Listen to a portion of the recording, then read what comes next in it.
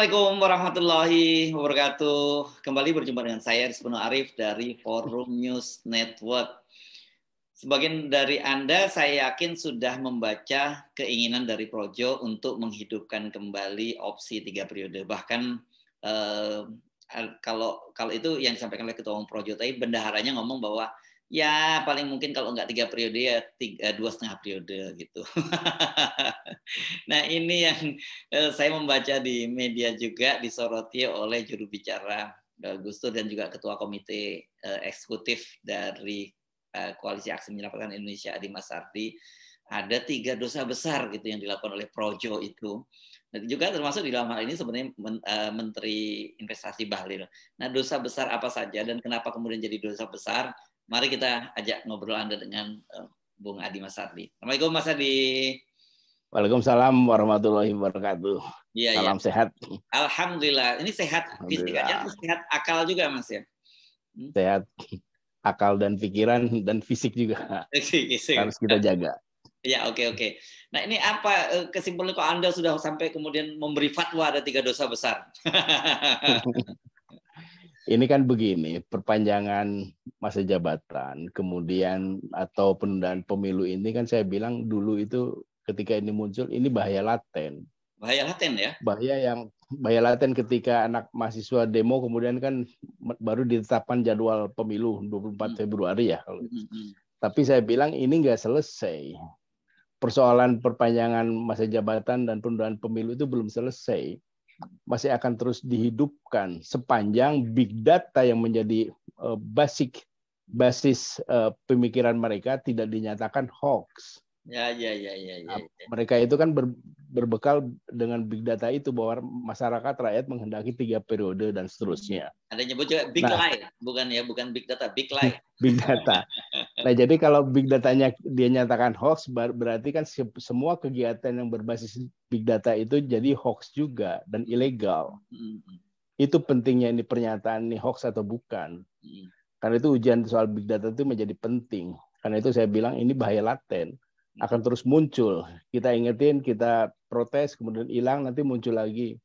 Nah, kemudian ya saya simpulkan bahwa Projo Jokowi ini saya bilang dengan langkah itu dia melakukan 3 dosa besar menurut kaidah keagamaan ya.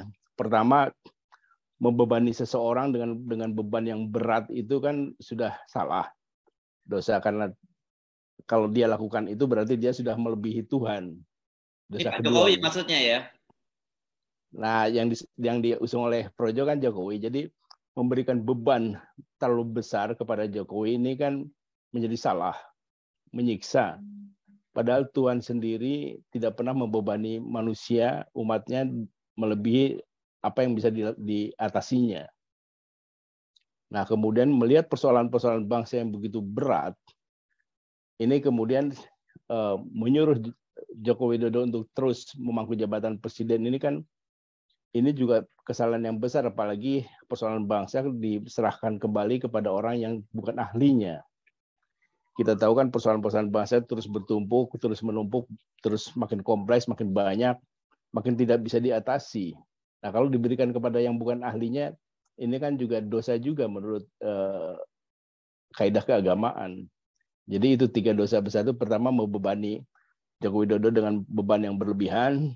Kedua, takabur, merasa Projo itu merasa lebih dari Tuhan. Tuhan aja tidak pernah membebani manusia dengan melebihi batas kemampuannya. Kemudian menyerahkan persoalan bangsa yang begitu besar ini kepada orang yang bukan ahlinya. Nah, jadi kalau ini diterus-teruskan ya dia berarti enjoy dengan 3 dosa besarnya itu teman-teman di Projo itu. Ini perlu fatwa. Nah, tapi perlu fatwa ada. Nah, sebetulnya ada satu lagi yang keempat itu melanggar HAM, menyiksa orang di luar kemampuan ini kan seperti memperkerjakan orang di bawah umur nih. Kan itu melanggar HAM juga nih. Jadi sebetulnya ada yang satu lagi, kalau 4 itu dengan pelanggaran HAM, menyiksa Pak Jokowi itulah dengan beban yang begitu berat ini. Nah, tapi di luar masalah ini saya melihat ada pelanggaran konstitusi yang luar biasa dahsyatnya. Jadi konstitusi itu oleh mereka itu dianggap sebagai jadi bahan bercandaan. Saya yang paling terenyuh itu ketika Bahlil dalam ulang tahun di HIPMI itu ada Presiden Joko Widodo juga mengatakan lanjutkan. Orang kan taunya bahwa lanjutkan itu periode ketiga. Tapi kemudian dengan bercandaan Bahlil mengatakan bahwa lanjutkan itu bukan periodenya tetapi programnya. Dan artinya ini kan dia mempermainkan konstitusi. Bahwa dalam konstitusi itu kan sudah dibatasi masa jabatan presiden itu 2 kali. Dan kemudian juga Budi Ari itu yang bosnya Projo, dia juga kan wakil menteri. Nah, saya ingin jelaskan juga bahwa presiden, wakil presiden, menteri, anggota DPR dan semua penyelenggara negara termasuk hakim MK dan hakim-hakim yang lain sebelum menjabat itu kan disumpah. Inti dari sumpah itu kan menghormati konstitusi. Nah, kalau konstitusi oleh mereka orang-orang yang disumpah itu dilanggar, ditantang, kan ini menantang konstitusi ini kalau 3 periode itu. Ditantang secara terbuka, ini bangsa kan udah sangat amoral. Karena begini, kalau kita beragama, itu kan panduannya adalah kitab suci. Kalau di Islam tambah hadis, tambah ijtima ulama dan lain-lain. Nah, kalau dalam bernegara, kitab sucinya itu yang harus dijunjung tinggi, disucikan itu adalah konstitusi. Nah, jadi kalau para penyelenggara negara mengabaikan konstitusi, membuat konstitusi jadi bahan bercandaan. Saya ingat dulu tuh pernah ada pidatonya Jaksa Agung Amerika William Barr itu. Dia bilang orang Amerika yang tidak menghormati Amerika, artinya lebih pro ke asing itu, dia bilang menghina, mempermalukan atau tidak menghormati para founding father yang sudah memerdekakan bangsa ini. Nah, kita tahu konstitusi ini kan lahir sejarahnya panjang, perlu korban jiwa dan raga dan segala macam ini oleh para founding father. Nah, kalau konstitusinya kemudian diabaikan, dijadikan bahan bercandaan, ini kan ya konyol, dan harusnya kan di semua lembaga negara yang ada ini harusnya ada orang yang paham ketatanegaraan. Ya, yang paling bertanggung jawab soal ini sebetulnya Mahkamah Konstitusi. Nah, harusnya Ketua Mahkamah Konstitusi ini harus mengingatkan kakak iparnya, Presiden, bahwa apa yang dilakukan ini sudah bertentangan dengan konstitusi dan menantang konstitusi. Nah, sayangnya saya nggak paham juga, Pak Mahfud itu sebetulnya paham juga soal ketatanegaraan, soal yang begini-begini. Tapi kan beliau sekarang ini lebih merasa menjadi politisi, tidak menjadi ahli tata negara lagi. Harus ini diingatkan. Mobilisasi yang untuk perpanjangan masa jabatan itu melawan konstitusi. Beda, Bung Arif, Bung Ersub. Di zaman Orde Baru itu ada mobilisasi, kebulatan tekad. Tapi waktu itu konstitusi belum membatasi periode kepresidenan loh. Jadi tidak ada yang dilanggar waktu itu. Mereka tidak melanggar konstitusi.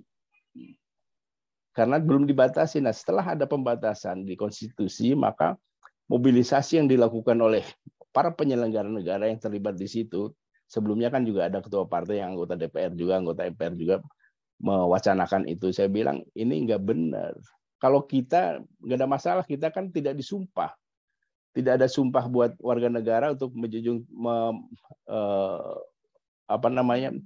menjalankan konstitusi. Nah, tapi kalau penyelenggara negara itu memang wajib menjaga konstitusi, menghormati konstitusi.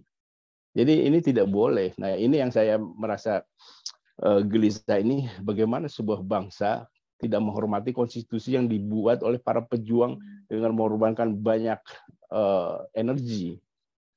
Nah, saya ingin mengingatkan aja kepada teman-teman, terutama di Mahkamah Konstitusi, untuk mengingatkan gejala eksekutif ini yang menantang konstitusi, berkampanye secara terbuka melawan konstitusi. Oke lah, misalnya sekarang memang berbagai pelanggaran konstitusi, undang-undang, dan lain-lain itu sudah banyak dilakukan. Tapi memang tidak ada institusi yang mengeksekusi atau mengingatkan atau menghukum para pelanggar konstitusi ini.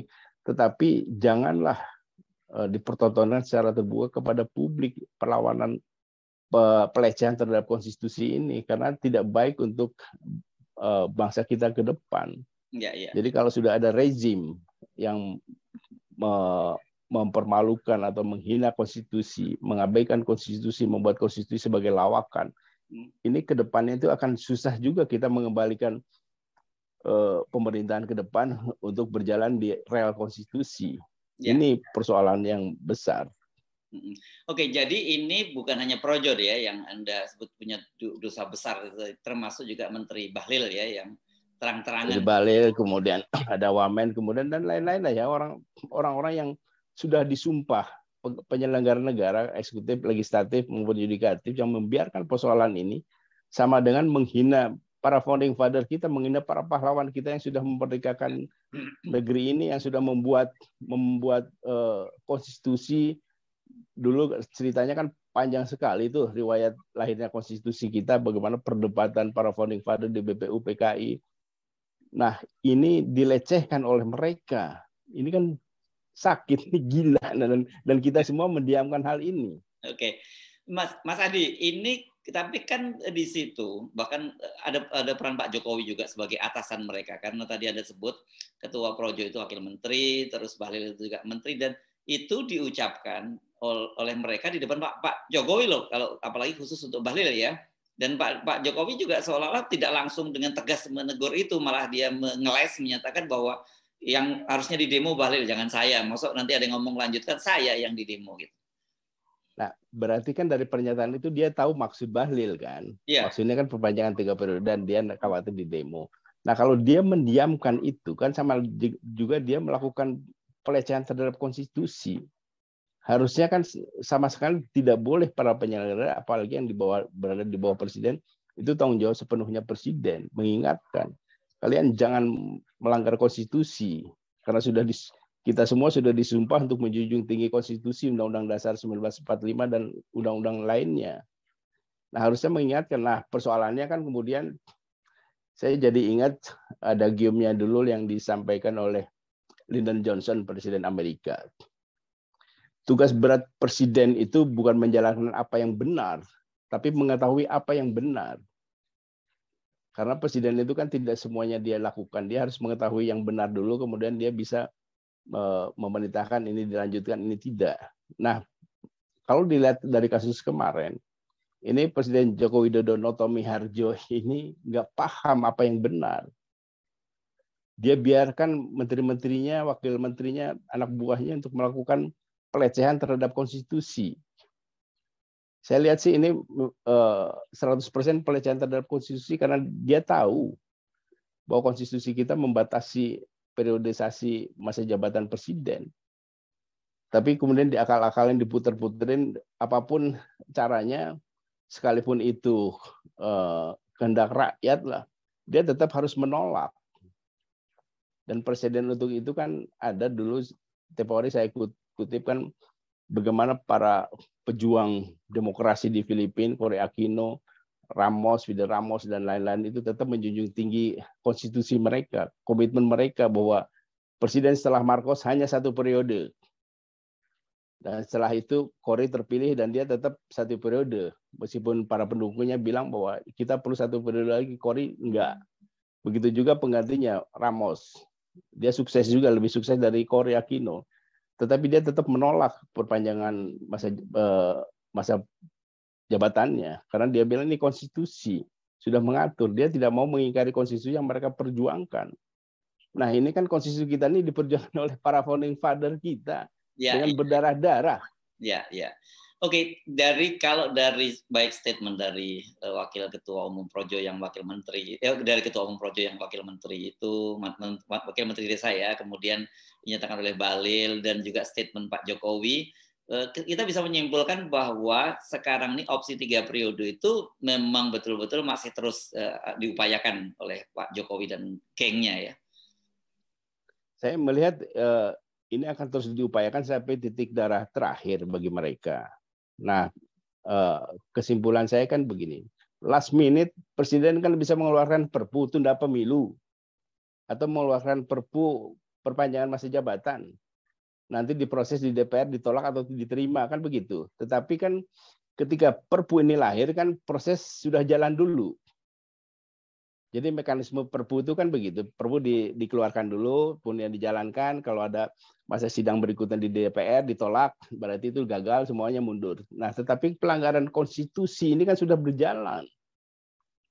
Penundaan pemilu atau perpanjangan masa jabatan ini kan sudah berjalan lebih dulu dari konstitusi itu sendiri karena lewat Perpu itu.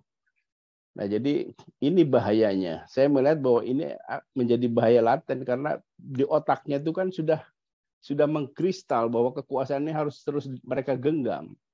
Apapun resikonya, apapun berapapun kosnya. Nah, ini yang bahaya buat kita semua.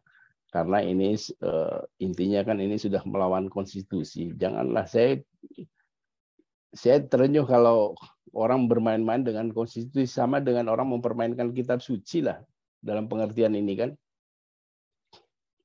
Oke, jadi clear sekarang kita mesti benar-benar waspada, terutama civil society gitu ya, media dan juga kelompok-kelompok kritis lainnya karena apapun ini bahasa yang dikemas oleh mereka ini tetap Pak Jokowi dengan berbagai cara akan tetap melanjutkan jabatannya. Apakah itu melalui perpanjangan masa jabatan atau 3 periode?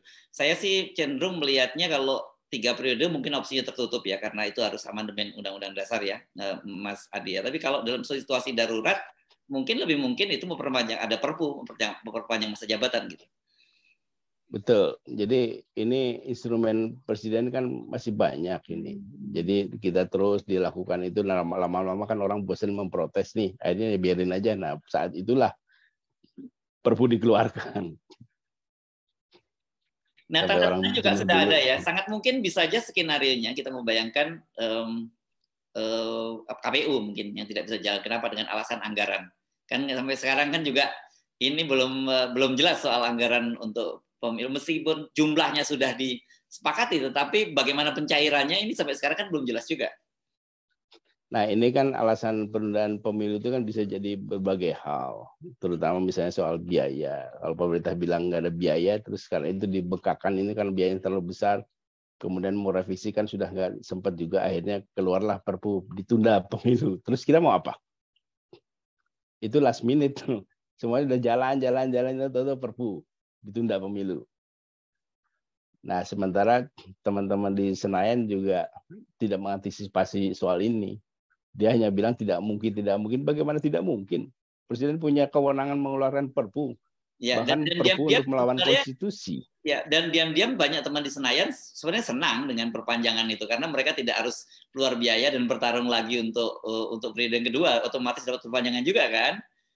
Saya mendengar mereka juga begitu, memang dapat tambahan 2,5-3 tahun tanpa kampanye lagi. Tetapi kan ini praktek pemerintahan yang dampaknya ke depan itu sangat luar biasa besarnya. Jadi nanti ke depan siapapun jadi pemimpinnya, pemerintahannya pasti melakukan hal yang sama juga. Akhirnya kita nggak jelas kita mau bernegara lewat apa kalau konstitusinya sendiri diabaikan. Jadi apa yang bisa dilakukan dalam situasi seperti ini, Mas Adi? Nah, sebetulnya sih Mahkamah Konstitusi itu punya kewenangan, dapat privilege untuk mengumpulkan pimpinan lembaga negara, merembuk persoalan bangsa. Jadi bisa diundang, itu ada pasalnya, dia bisa menjadi koordinator pimpinan lembaga tinggi negara, kemudian dirembuk di situ. Ini ada persoalan begini, ini jangan lagi melakukan hal yang tidak disepakati, kira-kira gitu dia punya. Nah, yang saya tidak paham ini kenapa hal situasi sudah darurat ini Mahkamah Konstitusi adem ayam saja. Hanya karena ketuanya kemudian menjadi ada ipar presiden, kan ini tidak boleh begitu juga. Nah, saya kemarin dengar juga pernyataan menarik dari Mas Hinton Pasaribu, anggota DPR PDIP. Dia bilang sih pemerintahan ini sudah chaos. Karena mulai dari presiden, menteri, sampai kepala desa, aparatur gubernur sibuk pemilu, sibuknya pres, mempersoalkan capres. Ini kemudian siapa yang mengurus rakyat? Nah, ini kemudian pernyataan Mas Hinton ini kan ditanggapi oleh teman kita. Ya kalau gitu DPR tanya dong kepada pemerintah apa yang terjadi. Nah, jadi kita harus mendorong juga DPR untuk menjalankan instrumen yang dia miliki, yaitu hak interpelasi untuk bertanya kepada pemerintah apa yang terjadi di pemerintahan hari ini. Ya, Kenapa semua orang sibuk capres itu yang ngurusin? Karena itu minyak goreng sampai hari ini kan nggak turun-turun karena mereka sibuk berpemilu. Ya. Oke, jadi karena dengan saya kira gini, melihat realitas ini, karena sebenarnya saya menangkap itu, Anda seperti orang lain juga merasa jalan buntu semua ya. Kita berharap DPR, kita nggak mungkin bisa terlalu banyak. Dan kemudian kalau kita berharap pada Mahkamah Konstitusi, juga kita sulit untuk berharap dengan kondisi Mahkamah Konstitusi seperti sekarang gitu. Jadi mungkin yang paling pas ya seperti Anda tadi, pendekatan agama dengan dosa. Jadi kalau udah dosa pun udah nggak takut, ya sebenarnya kita tinggal ngadunya satu ke Tuhan. Nah itu kalau sama Tuhan aja dia berani, berarti udah selesai riwayat bangsa ini. Ya. Oke, baik Mas Adi. Jadi menurut Anda, kalau sekali lagi saya tanya, apa ya kalau gitu yang harus kita lakukan? Karena kalau enggak ini gantung nih. Nah yang penting kan kayak informasi ini kan kita memberi kesadaran kepada masyarakat, kepada rakyat bahwa ini ada hal yang tidak benar. Ya. Kita tidak boleh diam, paling tidak kan memberitahu bahwa ini nggak benar. Bahwa kemudian langkah yang selanjutnya seperti apa, itu nggak penting juga buat kita. Yang penting kan kita menyampaikan hal yang tidak benar. Atau kira-kira, biasanya saya selalu mengatakan bahwa kita ini, civil society ini, pakai filosofinya muazin lah. Waktunya azhar kita azan, waktunya maghrib azan, waktunya isya azan. Nah, bahwa perkara yang mendengarkan azan itu sholat atau tidak kan bukan urusan kita. Iya. Kan gitu. Ya, dan yang penting juga bahwa kita bersuara gitu ya kan. Kalau soal diam saja, itu kan kita jadi termasuk yang orang yang lemah iman gitu ya. Ini masih minimal masih bersuara ya. Nah, Oke. Nah, tapi yang penting kan gini, bahwa muazin itu ada yang sholat atau tidak ada, yang sholat tetap dapat pahala, itu yang penting. Oh iya. Baik, Mas Adi, ini terima kasih fatwanya 3 dosa besar lah. Sementara kita sebenarnya gitu ya, 3 dosa besar untuk projo dan balil gitu ya. Dan dosa yang lebih besar lagi silakan nanti urusannya bukan urusan kita juga, urusannya Allah Subhanahu wa taala juga ya. Makasih Mas Adi. Kita serahkan.